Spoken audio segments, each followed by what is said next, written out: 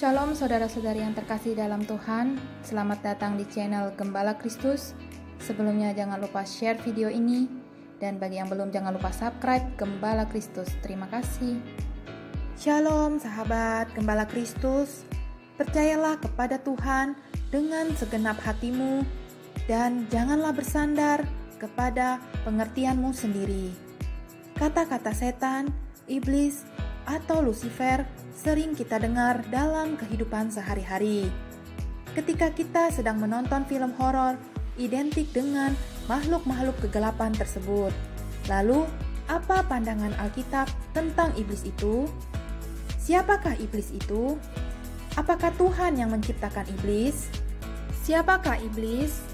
Menurut agama Kristen, iblis adalah pribadi yang memberontak kepada Allah, sehingga dibuang dari sorga, dan kemudian menghasut manusia untuk berdosa. Di dalam Alkitab, di bagian Perjanjian Lama, kata iblis diterjemahkan dari bahasa Ibrani, yaitu setan, yang berarti musuh. Sedangkan di bagian Perjanjian Baru, kata iblis diterjemahkan dari bahasa Yunani, yang artinya pemfitnah atau penghasut. Di dalam Alkitab, iblis disebutkan berusaha membawa manusia jauh dari Allah dan mencobai Yesus Kristus, meskipun gagal dan diusir pergi oleh Yesus. Karena itu, iblis disebut sebagai musuh atau lawan bagi orang-orang Kristen. Apakah Tuhan yang menciptakan iblis? Semua yang diciptakan Tuhan itu baik adanya. Allah menciptakan segala sesuatu untuk kebaikan. Pada mulanya, Allah menciptakan adalah malaikat. Dia adalah salah satu malaikat yang terbaik, karena awalnya iblis merupakan pribadi yang baik. Dalam bahasa Yunani, nama iblis seringkali disebut sebagai Lucifer. Dalam Yehezkiel 28 ayat 12b, beginilah firman Tuhan Allah, gambar dari kesempurnaan Engkau, penuh hikmat dan maha indah. Firman Tuhan menjelaskan Lucifer adalah makhluk yang penuh hikmat sehingga menjadi makhluk yang pintar dan makhluk yang indah dari semua ciptaan Tuhan. Jadi, iblis bukan ciptaan yang jahat. Sama dengan manusia, iblis juga mempunyai kehendak bebas. Dan ternyata dia menggunakan kehendak bebas itu secara salah, karena ingin menjadi sama seperti Tuhan sendiri, sehingga jatuhlah iblis ke dalam dosa. Jadi Allah tidak menciptakan hal-hal yang buruk seperti iblis atau makhluk yang jahat. Pandangan Alkitab tentang iblis. Pertama, gelar iblis. Kata Lucifer ini tidak disebutkan di dalam Alkitab. Berikut gelar iblis yang ada di Alkitab. Wahyu 9 ayat 11 yaitu naga besar, si ular tua, penyesat seluruh dunia. 1 Yohanes 5 ayat 19 yaitu si jahat. Yohanes 8 ayat 44 yaitu pembunuh manusia dan si pendusta. 2 Korintus 4 ayat 3-4 yaitu ilah zaman ini.